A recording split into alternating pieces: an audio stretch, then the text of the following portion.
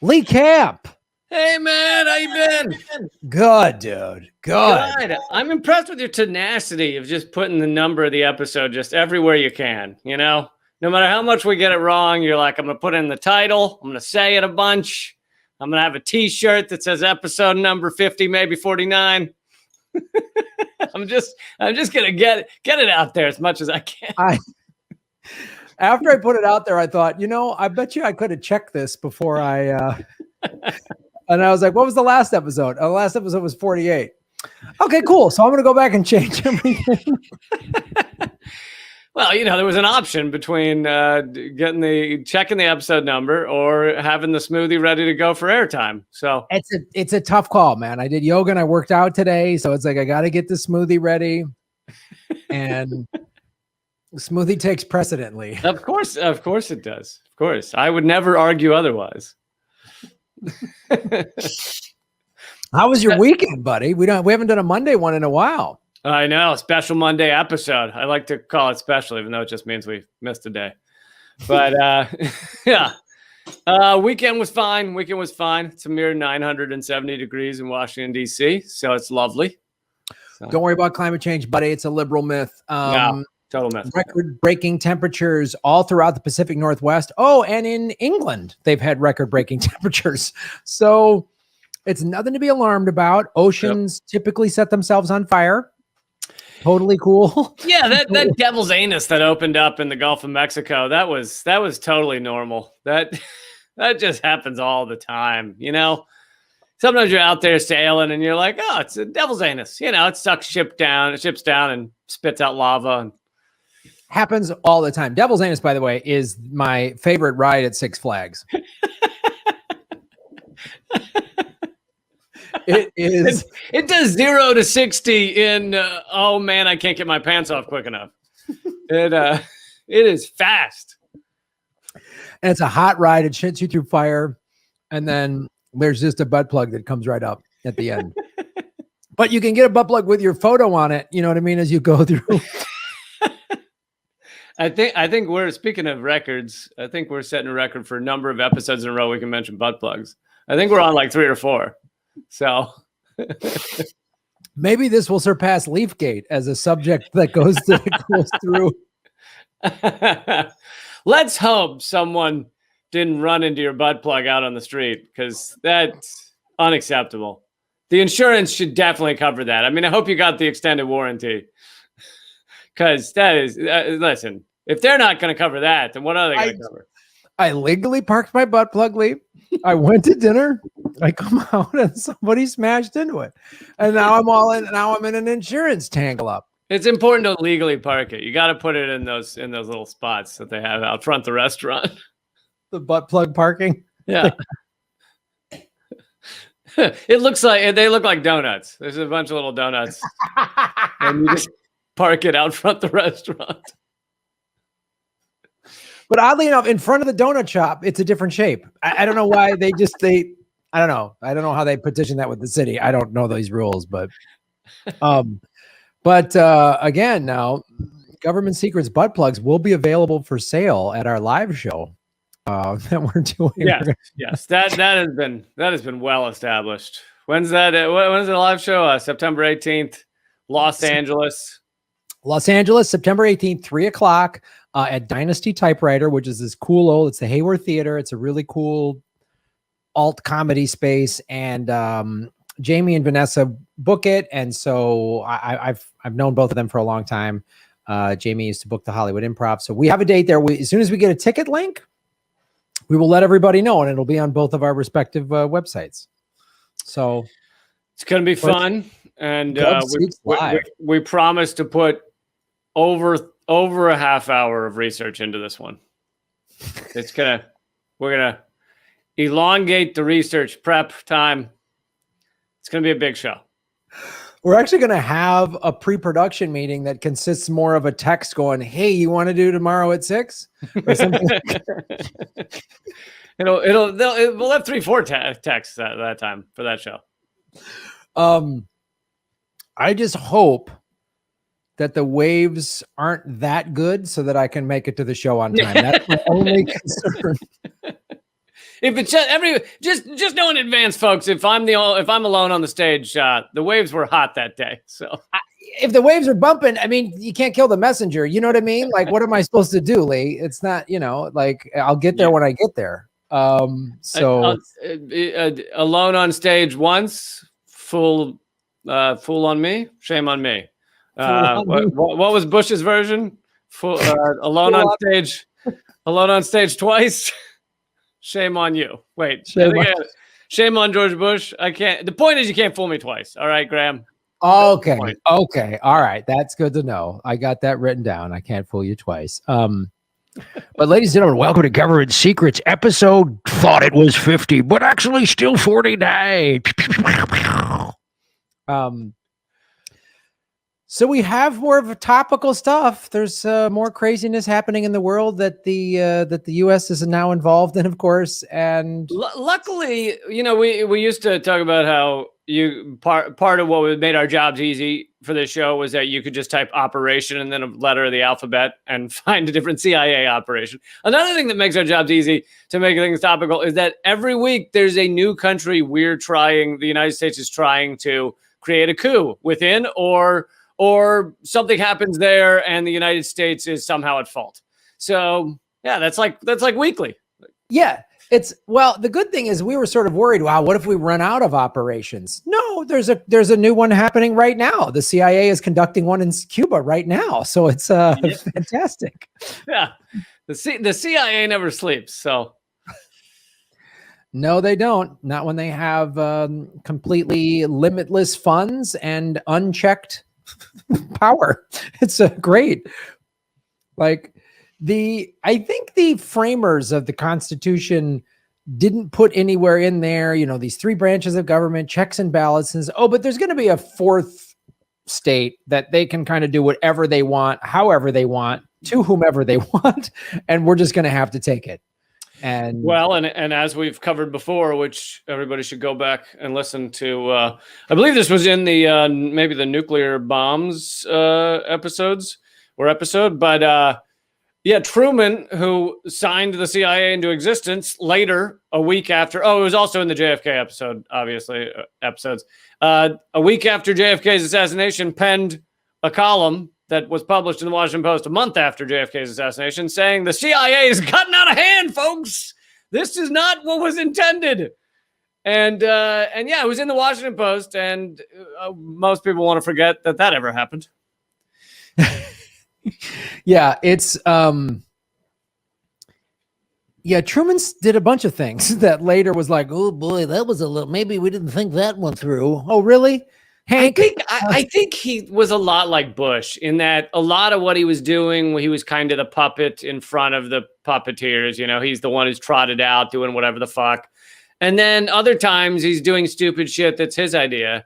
And so you kind of don't know where he stands. Right. You're like, this is the puppet stupid shit or just his own concocted stupid shit? Like, it's hard to, right. Truman is the one who said that, I believe he said this, that the Oval Office is the crown jewel in the American penal system, meaning you're sort of trapped there, which was sort of a funny thing. Haha. But the more you really go, maybe they just, that's what they do with presidents. They keep them in that little room, give speeches and do ribbon cuttings or whatever.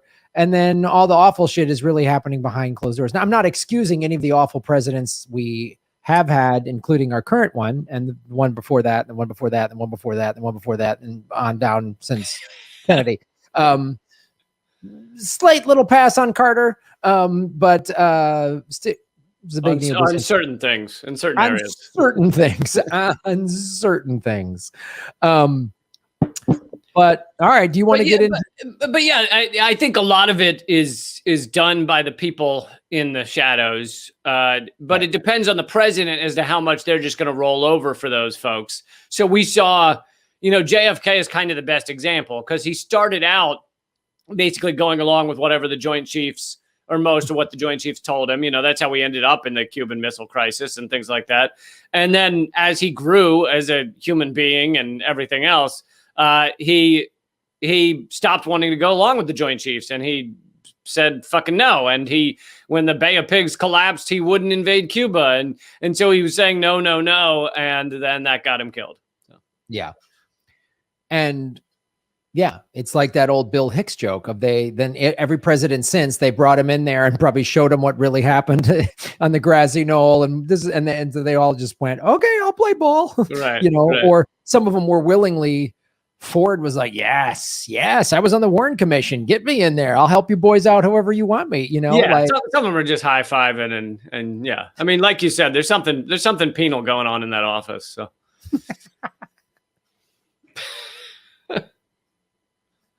there is definitely something penal going on in the Oval Office, which is the name of a children's ghost story that I'm going to write.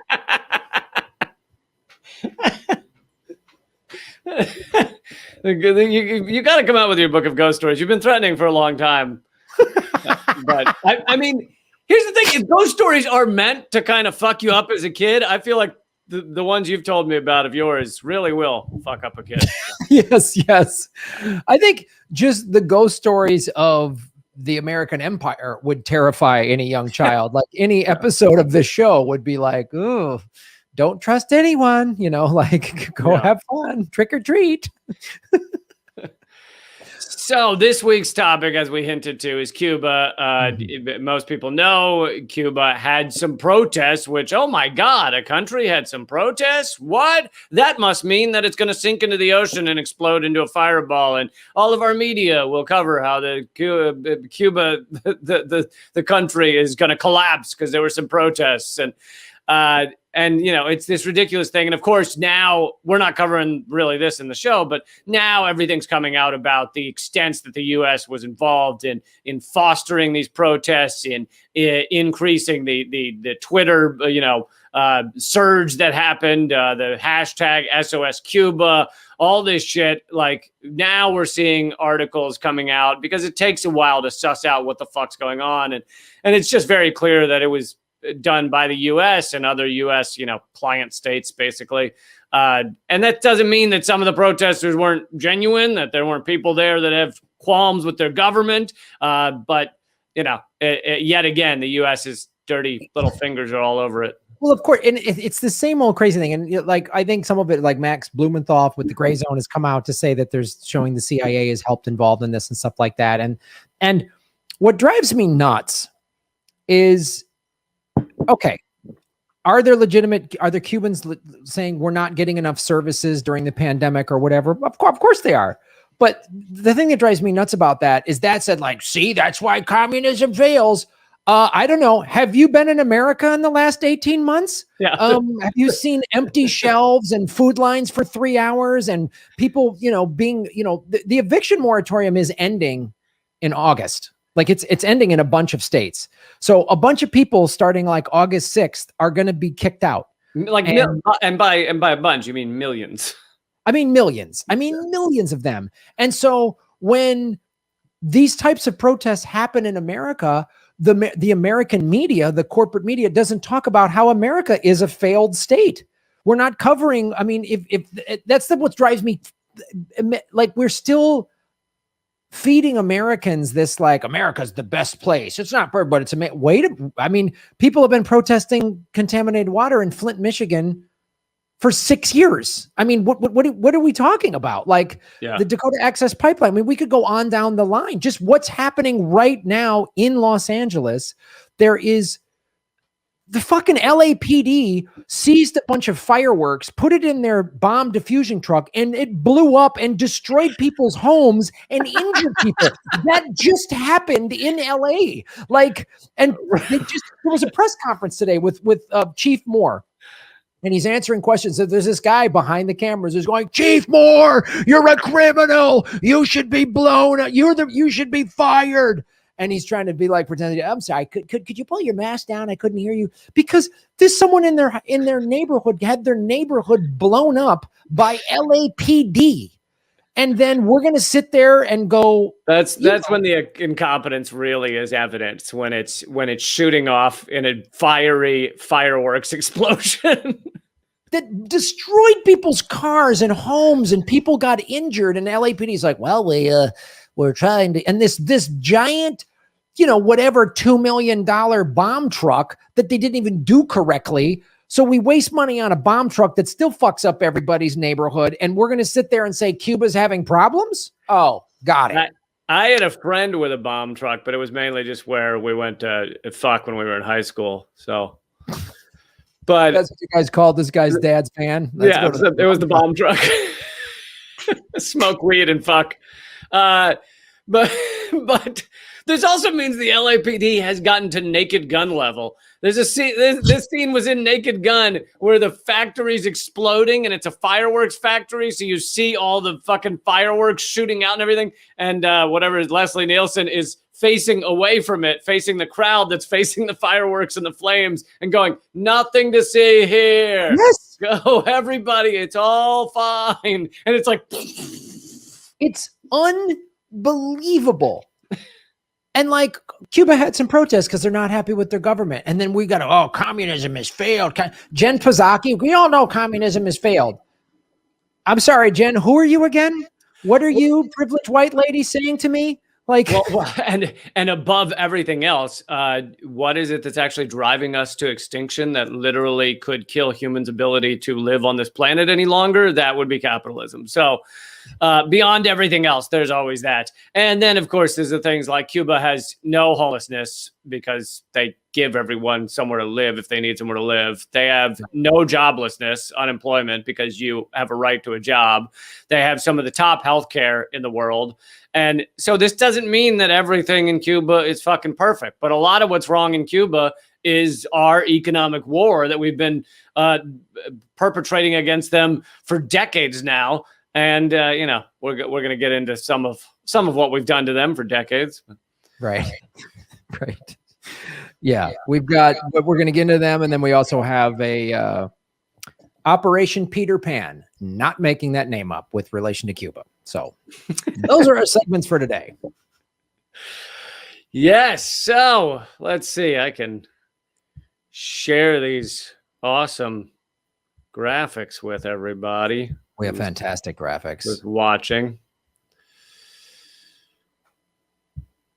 Here we are. We're going to get into how Castro survived 638 assassination attempts by the CIA. Wow. 638. And how do you fail that many times? It's unbelievable. It really is like some sort of record or something. And of course, I'm glad they failed because we shouldn't be fucking assassinating other countries' leaders of state because we have no legs to stand on when it comes to being, the moral like leadership in the world.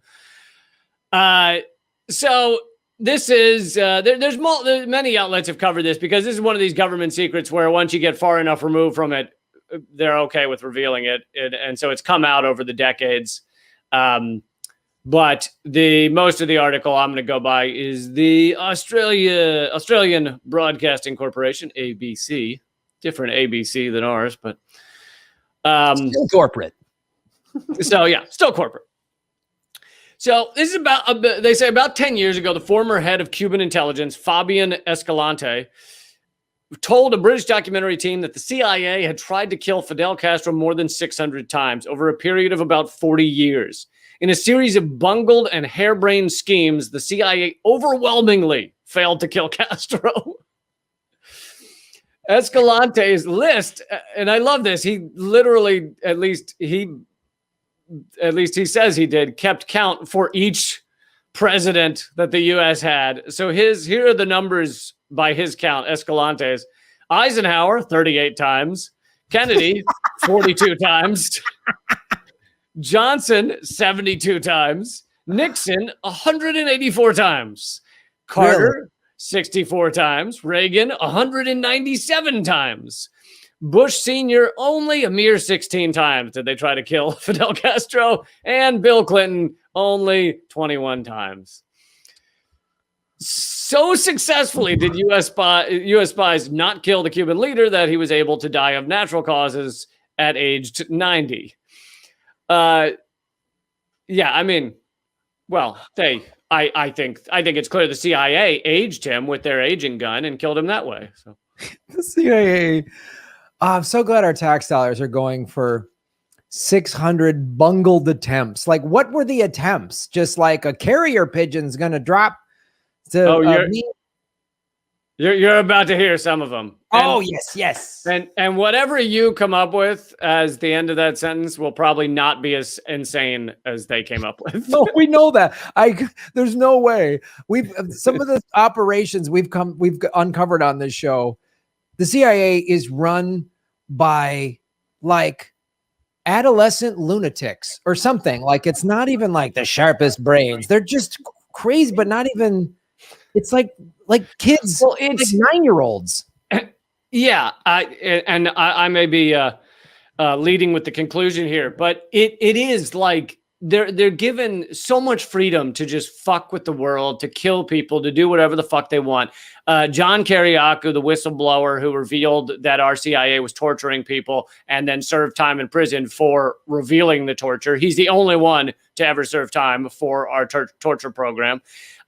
He said that there is literally an office in the CIA that's like and I think I've mentioned it on the show before, that's like the coup plotting office.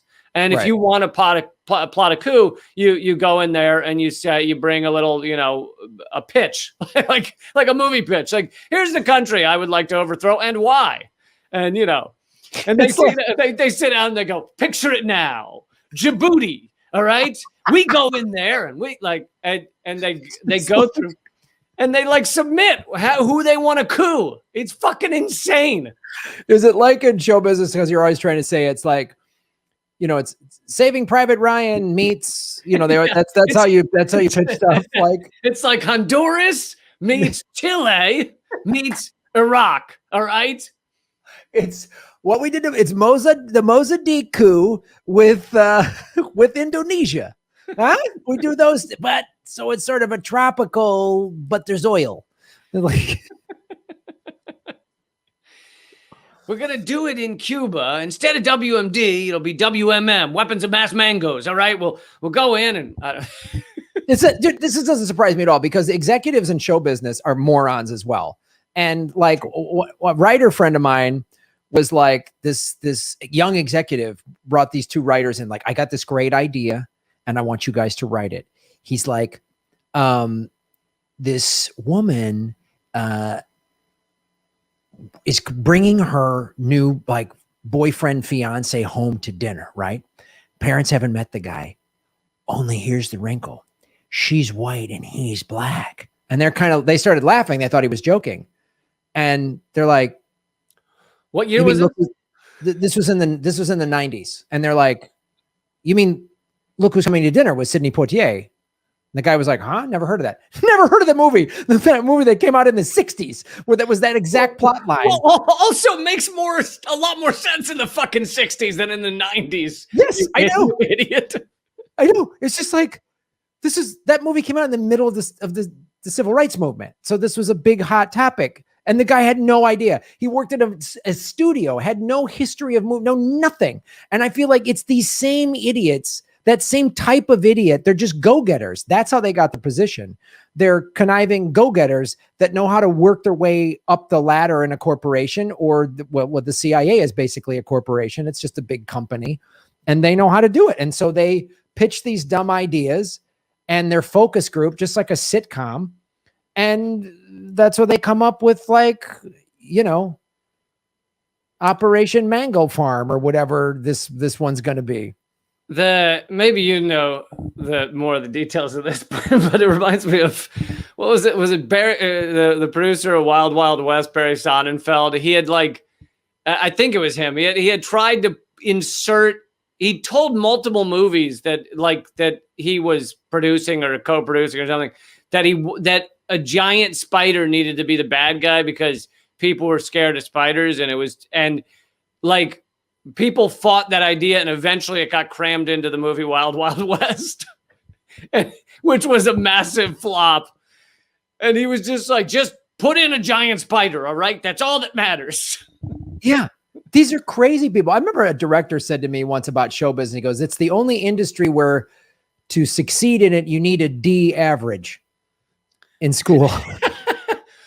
Well, and so, yeah, you're correct. Hollywood is very much like the CIA. I guarantee you there's been a meeting at the CIA where they talked about giant spiders like that. Well, absolutely. There too. So, yeah, let's get into some of these plots. Not all the plots were executed against Fidel Castro. Many were ideas just plucked from the fevered imagination of the world's most powerful spy agency. Somewhere behind this insanity is a bunch of nameless inventors and what must have been a pretty surreal office culture. I love that. I love that line. Them just walking around. All right, what if we run up to Fidel Castro and we give him a ferret? All right. Now, that's actually just a distraction. Meanwhile, we're putting a beetle in his ear. Like, more than anything, the list suggests a complex, tangled bureaucracy that was able to insulate personnel from external review while giving them unlimited resources to kill a distant, powerful, not that distant, powerful figure of myth, the Phantom Menace of the United States. A series of newspaper records in the 1970s led to a government investigation of the CIA's abuses of power. Yeah, an investigation into the abuses of power, and then nothing, no ideas or anything to stop it from happening again. We'll investigate it, but we won't change anything. President Ford banned political assassinations in 1976, but according to Escalante, they continued for 2 more decades. Yeah, they've always continued. There is no time in recent memory that the U.S. was not somehow doing political assassinations. Now we drop thousands, tens of thousands of drone bombs on people, which are basically political assassinations. First of all, as Daniel Hale revealed, which now he's going to be sentenced in a week to years in prison for revealing this, over 90% of those killed by our drones are innocent civilians. But even if they weren't, most of them are basically political assassinations. They are the attempted killing of people that have committed thought crimes according to the U.S. military. Like, these people are saying things that we don't like, and the military says promoting terrorism. And so we'll just try and kill them, but kill innocent civilians instead. Just fucking blow up. If we blow up all the wedding parties, then we might accidentally hit a terrorist. Yeah. And, but that's part of the whole thing where they pitch us on these laser guided surgical strikes. And then it's always like 90% innocent people get taken out. And it's like, what are you going to do? You got to break a few eggs to make an omelet. Like, that's their approach to all of this. Yeah. Our not so smart bombs. Right. So, all right, here's the first one. And I'm going to go through, it's like 8 or 9 of these plots, even though there's apparently 600 of them. In 1966, a newspaper reported that in 1967, the year earlier, the CIA had approached a New York City police officer with the idea of slipping Castro a cigar packed with enough explosives to take his head off. This has never been confirmed, though we know the CIA did use cigars for another separate assassination attempt. In 1960, the CIA laced a box of Castro's favorite kind of cigars with poison, but the package never made it to Castro. This is a Roadrunner plot. I mean, this is how the coyote would try to... All of these are fucking Roadrunner. It's so crazy. It's like, not one of these is like a standard, just like, we'll go in and we'll try and shoot him. It's all like bananas, fucking slapstick, exploding banana peel shit. All right. Here's number 2. Castro loved ice cream. Oh man, is there anything more evil than someone who loves ice cream? Oh, get him off the earth. Quick side note. Sorry to go off on another tangent. Today, Ben & Jerry's, who I've had them on Redacted a while back, Redacted Tonight, Ben & Jerry announced they would not be doing business in Palestine. And I read the statement. They do call it the occupied territory of Palestine. So I assume they're trying to say that they're standing up for the Palestinians. But the statement, other than that phrasing, the occupied territory, makes it very unclear as to whether they're punishing Palestinians by not giving them ice cream. I thought they said they weren't going to do business with Israel. So they say they're going to keep doing business in Israel because they have a different arrangement there, but they're not going to sell in Palestine because it's an Israeli like manufacturer selling in Palestine. This statement is kind of crazy vague, other than calling it the occupied territory. So I'm assuming they're trying to stand up for Palestinians, but it seems a lot like they're saying, listen, we're not going to let those Palestinians have ice cream anymore. It's very confusing. Wow. I guess I misread that. I just briefly saw it on my social media timeline. I was like, oh, that sounds like they're doing the right thing. But I guess no, they're not. They're doing some convoluted. Let me see if I still have the. Oh, no, I don't have the photo. I thought I did.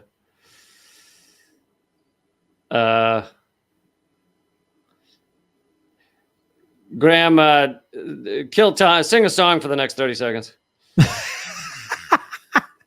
Sing a song for the next 30 seconds. While Lee's looking that up, ladies and gentlemen, I would encourage you to go to GrahamElwood.com because we have a bunch of, Moran Falcone and I have a bunch of tour dates. We're coming to a city near you.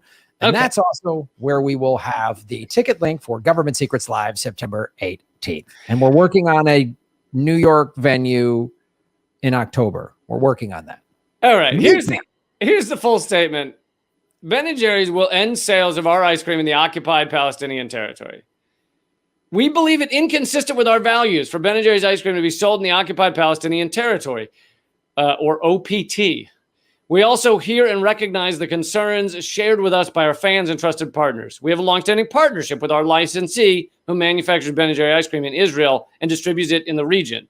We have been working to change this, and so we've informed our licensee that we will not renew the license agreement when it expires at the end of next year. Although Ben & Jerry's will no longer be sold in the OPT, we will stay in Israel through a different arrangement. We will share an update as soon as we're ready. So that's the entire statement.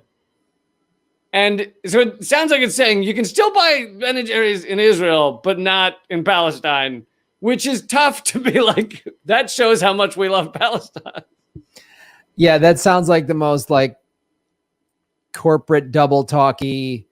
Like we want people to just breeze through it on their timeline like I did and think, oh, wow, Ben & Jerry's is supporting BDS or whatever. And oh, great, cool. Nope. They want to double talk you and just put some keywords in there, but they're still doing business with Israel. And they're not. Now Palestinians can't get their ice cream. I feel like listen, I will celebrate them standing up at all for Palestinians because very few corporations do, but I think they need to clarify some things. Yeah. Like, why do Palestinians not get your ice cream, and how is that supporting Palestinians? Unless you're like, you admitting your ice cream makes people fat and have diabetes. I don't know what their tactic is here, but it's like, right. It would make more sense to say we're not selling in Israel anymore because we don't want to support Israel's occupation of and imprisonment of Palestinians. But anyway, tangent. So Castro loved ice cream as he loved cigars, and the CIA hit upon a plan to poison his dessert. To do this, they asked for help from the casino mafia, who had been kicked off the island after Castro took power and outlawed gambling. Yeah, so when capitalism was kicked off the island, so were the mafia that ran all the casinos and exploited so many people. It was a mafia town, and so they hated Castro as well. According to some accounts, the mafia was able to slip a jar of poison pills to a cafe worker in the capital of Havana. Some say the worker was meant to slip the poison into an ice cream cone. Others say it was a milkshake. Well, they need to nail this fucking shit down, okay? But at this crucial moment, the poison could not be dislodged from inside the freezer. It was frozen in there. Either way, this was the closest the CIA came to getting the marked man. So that was their best plot. Oh, so their best plot was hiring mob guys that are bad that they can't run a casino. I've seen Godfather 2. We know the plot line of that. And they wanted to go with basically they hired a version of Johnny Ola who took Michael Corleone to a sex club. And that's the guy they wanted to get these pills into his ice cream. This sounds like what happened? Did did they just laugh Sniper out of the room, or like what happened with just good old? Oh yeah, yeah. Oh yeah, the guy comes in. Oh, like I'll just go there and I'll like shoot him, because if he's at sidewalk cafes buying ice cream, he should probably be a pretty easy mark. I mean, is that what Castro was doing? Just wandering down like from ice cream stand to ice cream stand? And there's the coyote trying to drop an anvil on his head. Is that just what's happening? And Yeah, it seems odd, but so. Number 3, in 1963, Castro loved diving as he loved cigars and ice cream. He was a man of many passions. Oh, what a renaissance man. And the CIA looked into the idea of luring him to his doom with a large, I swear to God, brightly painted seashell packed with explosives. It would be rigged to explode and then dropped in an area where Castro commonly went diving. The CIA purchased a large number of shells for this purpose, but there's no evidence the weaponized marine life were ever deployed. Under the sea, that's where you'll be. Under the boom. Ah, we got you, Castro. I like mean, an exploding clamshell. This is so bizarre, because if they have access to literally like the area where Fidel Castro commonly went diving, you would assume they could just like leave non-seashell explosives down there. Like it all seems fucking crazy. Why do you have to be dressed up like a seashell? And why does it have to be an exploding seashell? It's the dumbest thing I've ever heard in my life. Like, if he's dumping up, there's not a sniper around. I mean, like, we're just doing this. Like, if you just want to wipe a guy out, why do we need like the dumbest like Disney plots? I mean, this is like, there's Disney villains that are more intelligent than the CIA.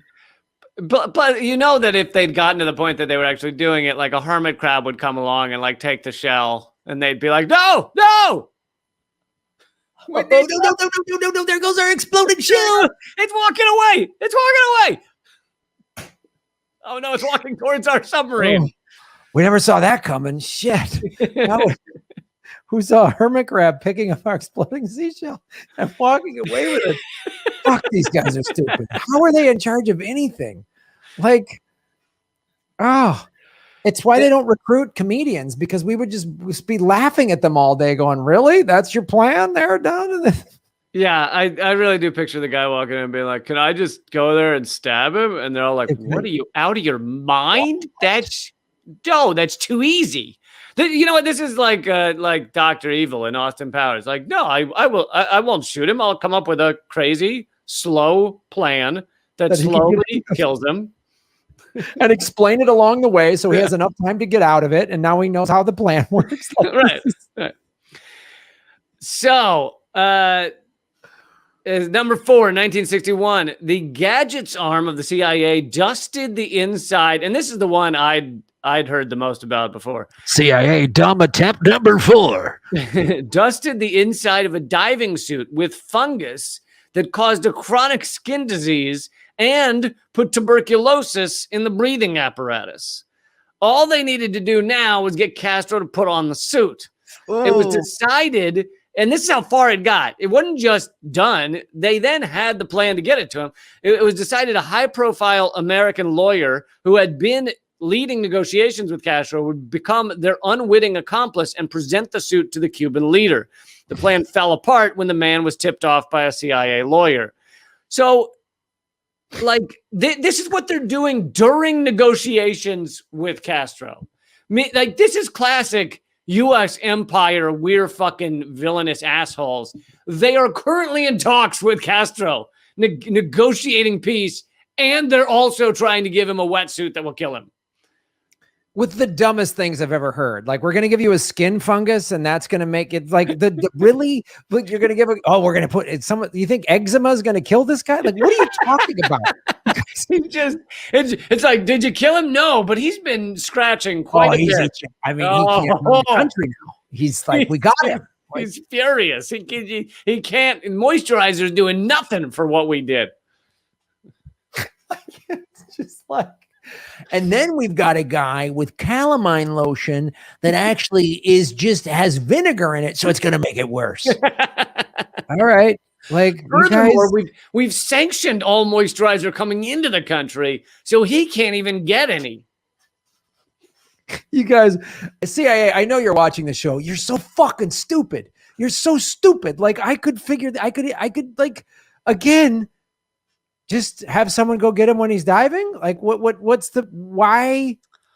Like, all right, are you ready? It actually making him itch a lot is actually probably more sophisticated than this upcoming plot. The fifth version, the top 5 dumbest ways to kill Castro. In 1960, the idea was to undermine Castro's public image by making him behave strangely while he was speaking to the nation. Don't tell me whoopee cushion. Don't tell me that, Lee. I don't want. I can't know our government paid for that. To do this, they would spray the radio broadcasting studio. If they had access to the fucking radio studio where he'd be, why would they not just kill him? And here's the thing: I'm glad they didn't kill him. I didn't want him to be assassinated by our government. But I don't understand, if you have access to the fucking studio, why can't you just kill him? Anyway, again, there's a guy that went, well, if we can get into the studio, why don't we just put a bomb in there? Get out of here! This guy's out of his mind. You're done. You know what I mean? Like, it's crazy. If we did that, what are we going to do with all these seashells we bought? Are you kidding me, kid? You get the fuck out of here right now. I knew you were trouble when we hired you. You said you wouldn't use seashells. And I said, oh, no, that won't be an issue. But it is an issue. It is an issue. We have 10,000 gallons of disappearing ink that we're going to somehow figure out a way to murder him with. And you're giving in me with all this bomb hobble gobble? Get out of here, punk. Listen, I got to move this ink. I got to move these seashells. And you telling us you don't eat mollusks. And I was like, oh, well, if you can't kill a few mollusks, then this is not the kid for us. I have a warehouse full of tuberculosis and 50-gallon drums. What am I supposed to do with that? All right. I don't care if you're Hoover's son. You get the fuck out of here. You get the fuck out of here with your no seashell business. So, yeah, exploding cigars are silly. I'll show you, silly. You smoke one of them. I'll show you, silly.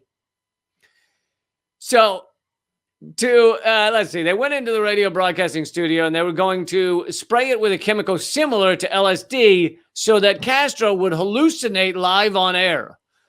Another idea was to give him a box of cigars that would temporarily disorient him while he was giving a speech on television. Yet another scheme was to dust the inside of Castro's shoes with a chemical that would make his iconic beard fall out. I'm not kidding. When his beard falls out, it's over. I mean, Cuba's done. Literally, they knew. I've read in other articles, they knew they had the plan of what chemical to use to make his beard fall out. It's like Samson. If he loses his beard, he loses his power. Yeah. People think he's weak. Many people have said his power's in the beard. And yeah.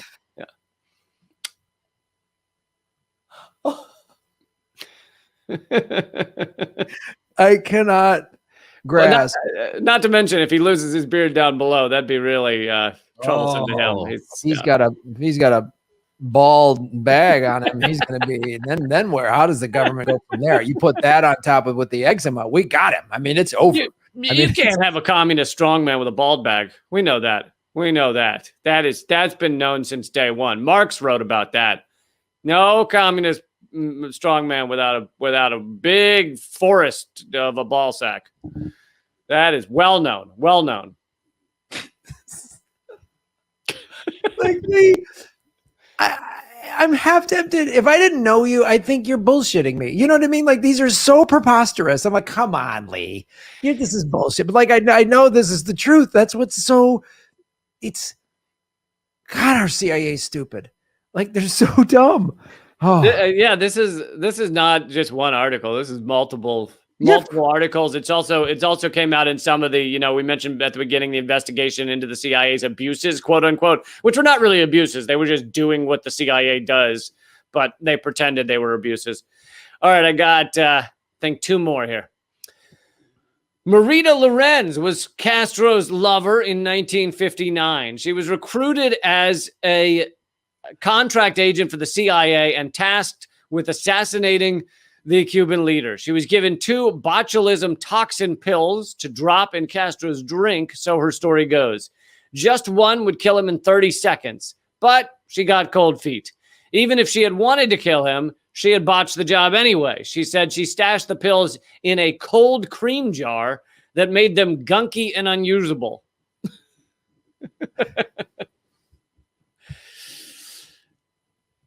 These guys, I just can't. Like, they got to have one where, like, we are going to put him in an ice tray, and then we put the ice tray under his bed, and then, oh, the ice melt. Oh, how did we know how that? We didn't know that was going to happen. Like, they don't understand just standard physics. Yeah. I mean, yeah, it's all phenomenally pathetic. Another CIA plan that was straight out of James Bond was its plan to kill Castro using a hypodermic needle concealed within a pin, P-E-N. The needle, like a writing pen. The needle would finally they're moving some of that disappearing ink. The needle would be so fine that the victim would not notice its insertion, according to the church committee. Its report said the needle was to be rigged with poison and injected into Castro by a highly placed Cuban official who was in discussions with the CIA. However, the Cuban official did not think much of the device and complained that surely the CIA could, quote, come up with something more sophisticated than that. even like they've got like a bus boy that serves Castro on the weekends, and that kid's like, this is all you got? This shit? This is really? Like, what's next? You're going to exploding ink that goes on his shirt, and if he has ink on his shirt, he's going to lose power? Like, what do you guys do? I'm supposed to dust his shoes with this shit, and that's going to give him an itchy asshole? That's all you got? Really? That's it? I thought we were talking like serious shit here. Like a glass that dribbles. Like, these are half of these things are all stuff you could have gotten at a mall, like a Spencer Gifts. Spencer's, yeah. Like a dollar store, the prank section at a dollar store. This looks like somebody. It looks like a spilled glass, but it's not. It's actually plastic. They were like, so what we have here for our next plan is this fake dog turd. All right. Now you leave this around Castro's office. He's going to think it's a real dog turd. And then he's going to be upset with his dog. And then we got him. That's no. Well, okay. But what is that? Does it then explode? No.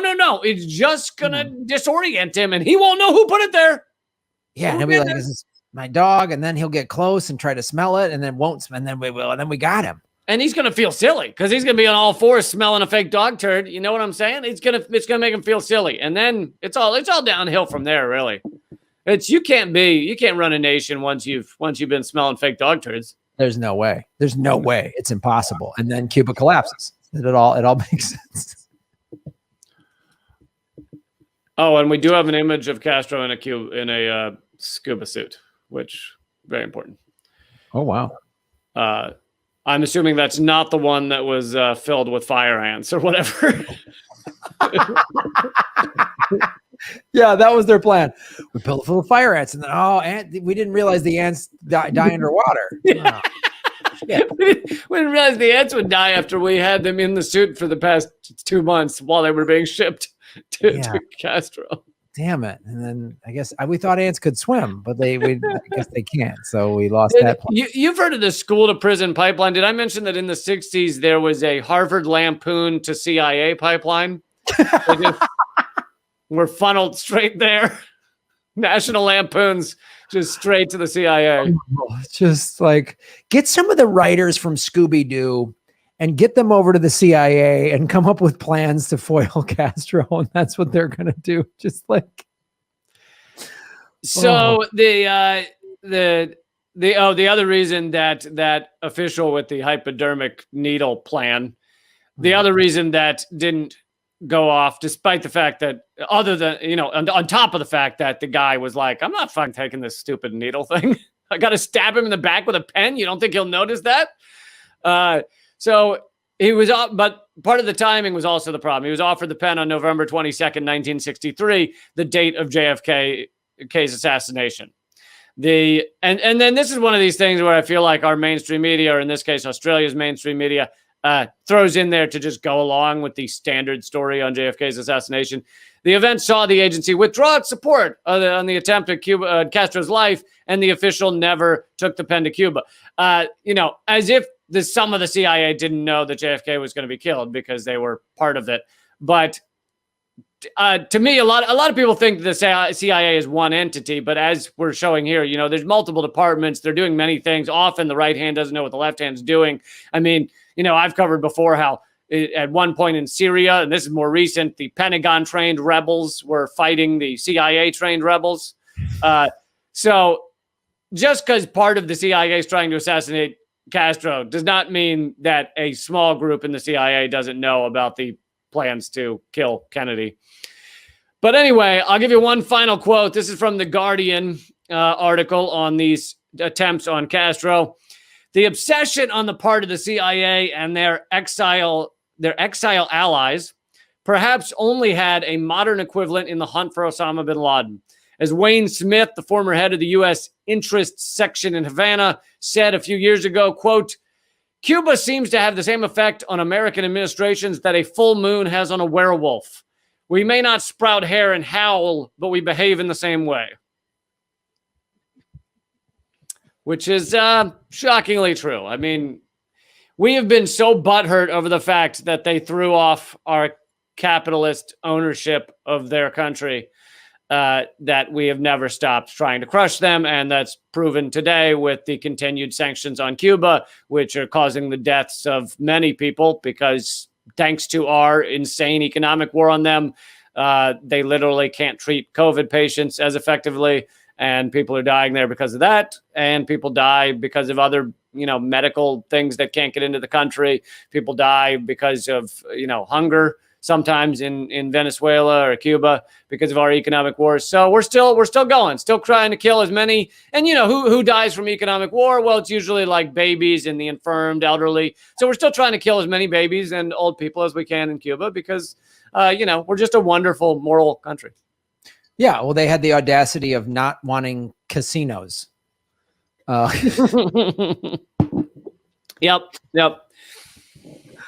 Wow. Well, I feel better about America now. You always get to the end of our episode. I know we got another story coming up, but you always get to the end of our episodes feeling just much better about America. I always was like, yeah, you know what? America's going to be okay. It's going to... The kids are going to be all right. Kids are going to be all right. You know what I mean? We're not just the collapsing empire that has now descended into just madness. Like America is the craziest place. There's other crazy people in other countries, but America has just gone batshit nuts. And the reason it's gone batshit nuts is decades of this kind of goddamn, Bugs Bunny plans through the CIA. That's really why. Yeah. Foghorn Leghorn was designed. That's actually, the closest to the American empire is Foghorn Leghorn, I think. It's Foghorn Leghorn. That is the American empire.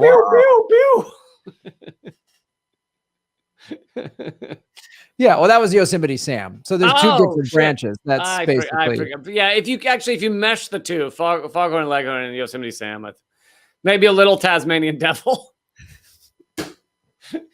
Yeah, and it's not that the right hand within the CIA or even our military or the Pentagon doesn't know what the left hand is doing. It's that the right hand doesn't know the left hand exists. And they're just operating like, I'm the only hand. I'm the only hand. And this one's like, so am I. I'm the only hand. And they run into each other. Hey, who are you? And they just it's insane.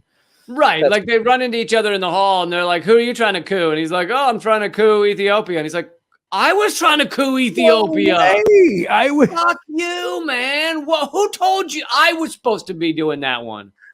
Oh, yeah. All right. Here is,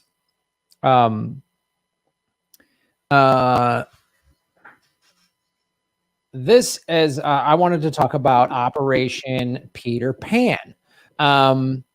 So let me put, I don't know if there's, here's the frame for that. Operation Peter Pan. And I knew we were going to talk about Cuba today, so I wanted to find a Cuban thing. And I did a little CIA operations in Cuba. And we've had a bunch of them, like you just said, just a few. Just a few, just a handful, just 600 and some.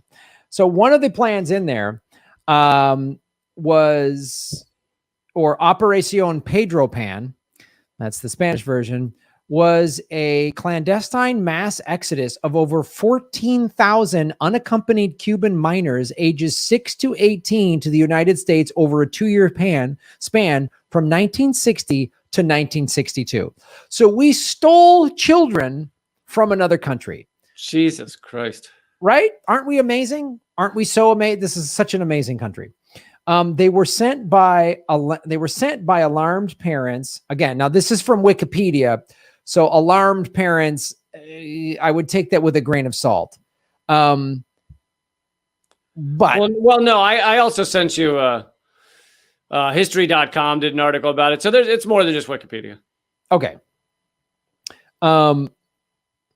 So alarmed parents who heard rumors that Fidel Castro and the Communist Party were planning to terminate parental rights and place minors in communist indoctrinated centers, and an unsubstantiated rumor commonly referred to as the Partida Prostate hoax or something like that. I don't know if there's any evidence, but I would guess that that was a rumor sent by our CIA to terrify parents into giving up their kids. I mean, would you put that past our CIA that just wanted to give someone toe fungus to kill them? Oh no! Step one in all these programs is rumors. I mean that you know, and we didn't get into that with the plots to kill Castro, but they were endlessly spreading rumors about Castro, what he was doing, what his life was like, just to try and harm his ability to rule. Yep.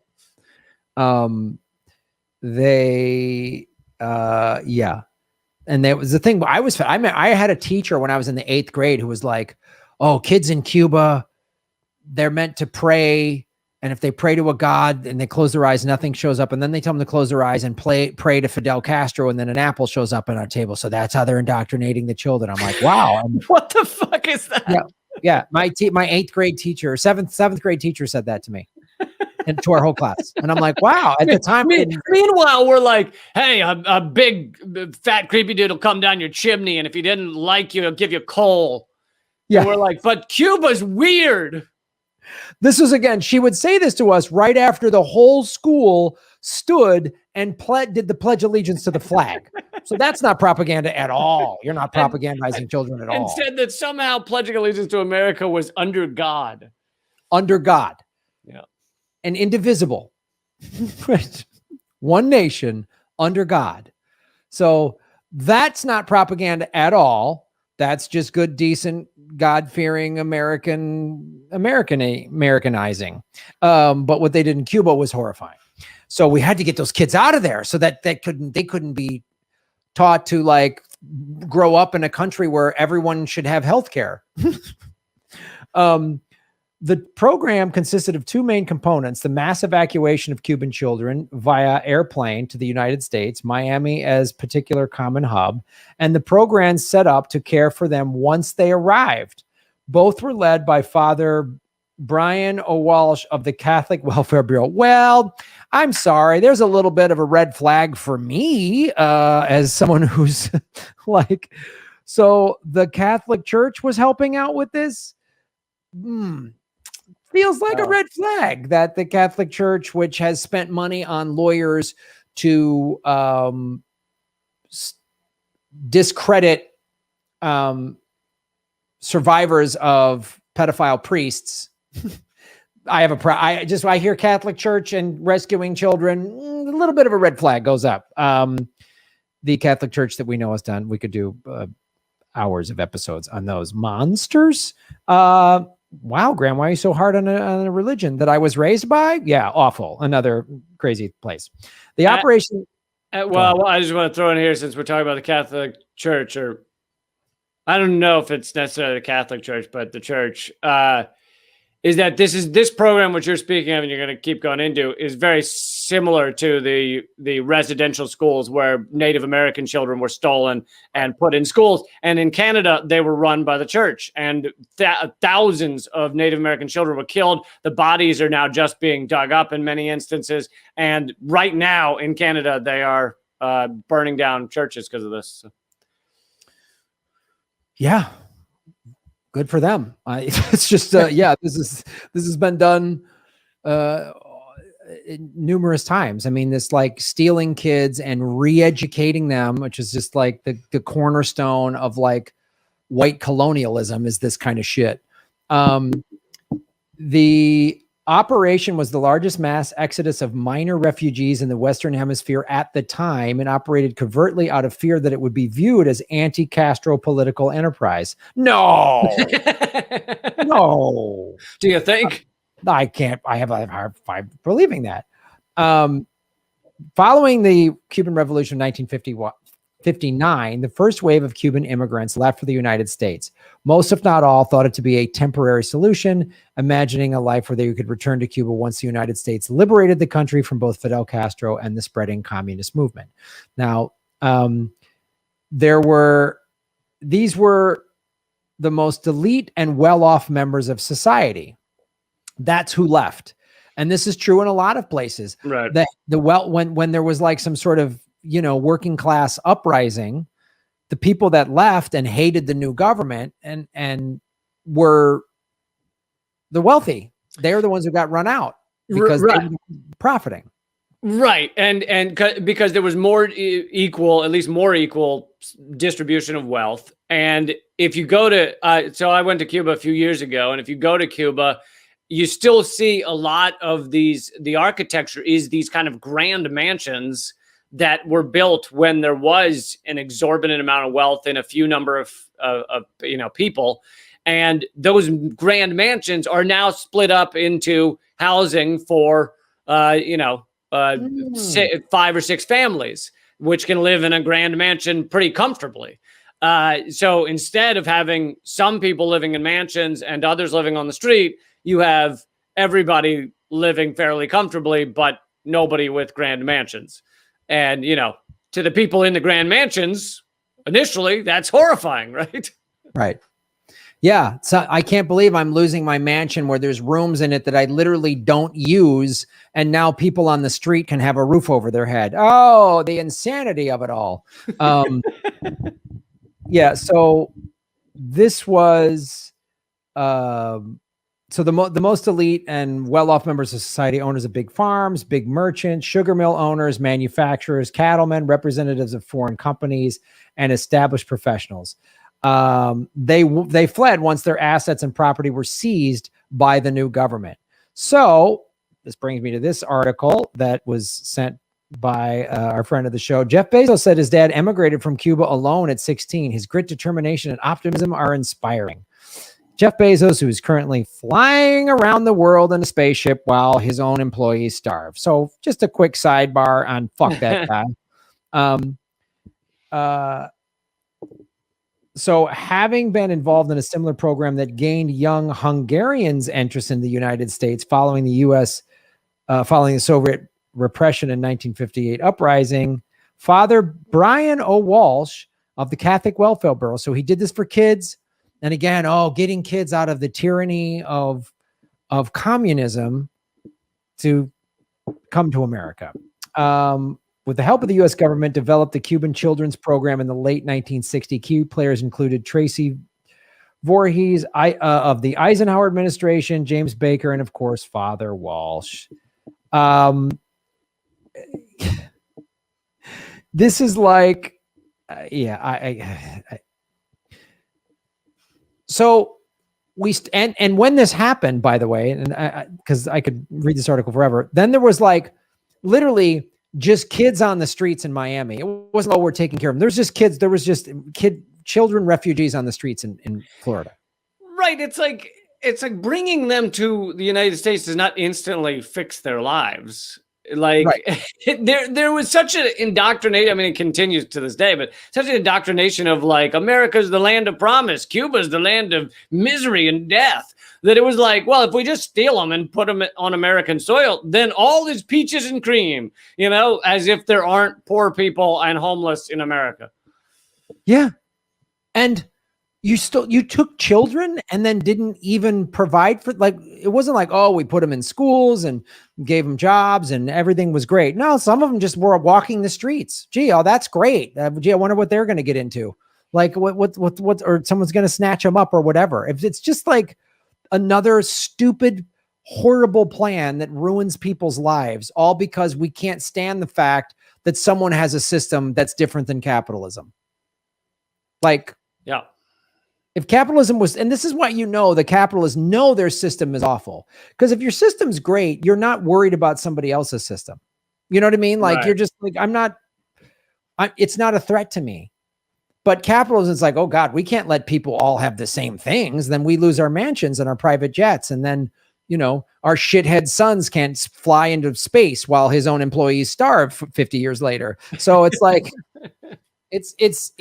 Yeah, if you want to know exactly how ridiculous it is, let's say you buy a shirt on Amazon, probably made in like Bangladesh. The average worker, the average garment worker in Bangladesh makes around $400 if you translate, you know, the money, the currency, makes about $400 a year.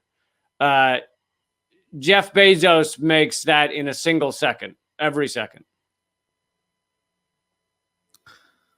Well, I guess they just need to pull themselves up by their own bootstraps. At least all these billionaires are parasites, man. They're all Elon Musk. Oh, he built this. No, he was born into wealth, and he just bought PayPal and Tesla. He didn't do anything. Yeah, he bought Tesla, and then tried to get the original creators to sign something saying he would be listed as a founder.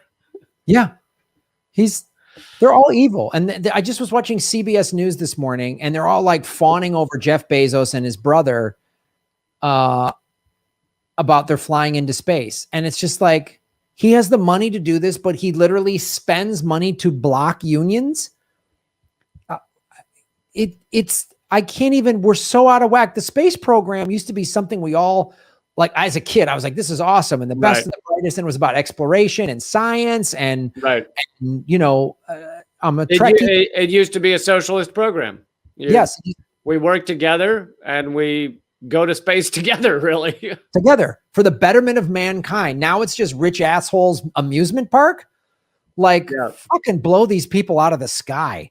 Richard Branson, that fucking white tooth maggot, he needs to, these guys need to just be wiped out, man. Like, they're the worst. Anyway. Yeah. I mean, and of course, the problem is if you imprison them all, a new batch would rise to the top pretty quickly, because this is the system. This is a system that rewards sociopaths. If you are a sociopath willing to kill or harm millions of people to get billions upon billions of dollars, then you can rise to that position. But if you're not willing to do that, then you're never going to rise to that position. Yep. And there's no one in power that's sitting around going, well, how do we make society better? We're not improving society. It's just billionaires improving. And they're building these rocket ships and shit because they know the planet's collapsing and they want to live out in space while this planet burns. I mean, that's what they're doing. And we're all, and everyone celebrates them. I don't know how you could jail them, and you got to seize their assets and then just collapse the whole system. I don't know how you do it. I don't know how unless you just like French Revolution style, just like off with all of their heads from the CIA through Wall Street and everyone else. And just like, I don't know how else you do it. Well, it's not as fun or dramatic as, some of the things you're listing, which I think would be a lot of fun to watch. But I think you got to build up the alternatives. I mean, capitalism is not going to give in easily, even in some grand, fiery moment, not to mention all the hardship that would be involved with that. But I think you have to build up the alternatives. Everything that's not capitalist in our society should be, worked on and grown, and things like unions and mutual aid and all the things that people working together, not for profit.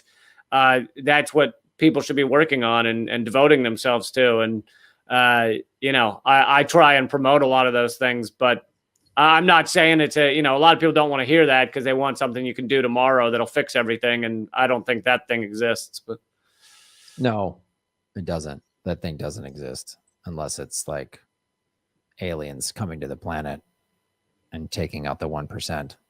And then we just got to get on board with aliens. I mean, I'm also game to just listen to these fantasies because your fantasies are pretty great. Unless it's aliens coming here and sticking their giant alien cocks down the throats of Jeff Bezos and fucking him to death. I mean, unless that happens, I don't know how we're getting out of this situation, man. Well, that second part you added. So let me just make that clear. Wait, I did? Yeah. I said nothing about alien cock, and that was all on you. So I'm not judging. Graham, I feel like we're getting along every time, and then you try and say you didn't mention alien cock. Every fucking conversation has to end this way with some sort of dispute over who first brought it up, who's always talking about it. Why can't you just go along, man? Yeah, I'm not judging what you do in your spare time, Lane. I'm totally like it's just my spare time. All right. It is all of the times that I can cram him there. Pun intended. I feel like maybe this is why we keep talking about butt plugs. I don't know. I can't. You don't know what? Maybe I brought a butt plug first on this episode. I don't know, but you absolutely did. Don't act like you don't know. Don't pretend you don't know. So I am somewhat culpable for the doorway to alien cock being opened. I mean, I guess that's. I don't not to change the subject when we're on something important, but we're educating our audience, by the way. That's what's an education going on. But I have a 1 minute extra government secret if you'd like it. 1 minute bonus Gov't secret by alien cock lover Lee Camp. Dude, I haven't gone by that since high school. I saw your yearbook. I saw that's how you would sign it. So you mentioned the Pledge of Allegiance. Did you know that when the Pledge of Allegiance was first started, which it was started by it was authored by Francis Bellamy and originated in 1892. And the gesture that was, because you mentioned the Pledge of Allegiance, because the gesture that was connected to the Pledge of Allegiance for the first many years that was done in many American classrooms. I don't know how long it took to spread to like every classroom. So I don't know that every kid across America was doing it, but the initial hand movement was not the hand over the heart like they do now. It was the fingers outstretched. Yes, it was the Sig Heil. No way. Yep. Oh, I will share the screen so you can see the horrifying image. Wow. This is one of the most alarming Gov Seeks we've had. So it's a small image, but can you zoom in on it or enlarge it or something? Oh man. There is a classroom doing what was called the Bellamy Salute. Oh. What year was this? This was 1892 until 1920s and 30s. Italian fascists and Nazi Germans adopted a salute which was very similar. Oh. And which was derived from the Roman salute, a gesture that was popularly believed to have been used in ancient Rome. This resulted in a controversy over the use of the Bellamy salute in the United States, you think? And it was officially replaced by the hand over the heart salute when Congress amended the flag code in 1942. So it wasn't officially replaced until 1942, which is like years after the Nazis first started using it.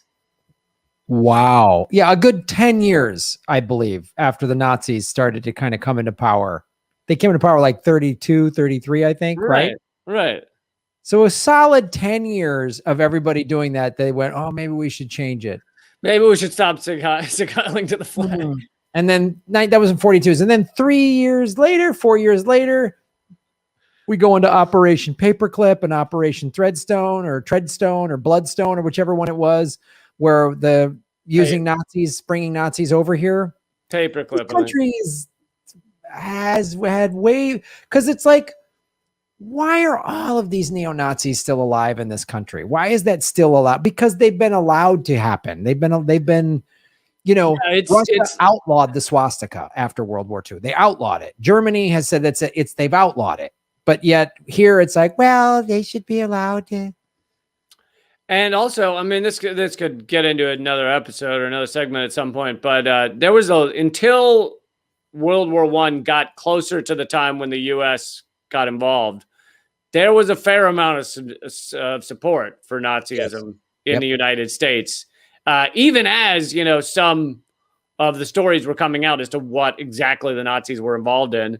There was still a fair amount of support. And in Eleanor Goldfield's article about Zionism and anti-Semitism in Press this week, you can find an image of a Madison Square Garden Nazi event.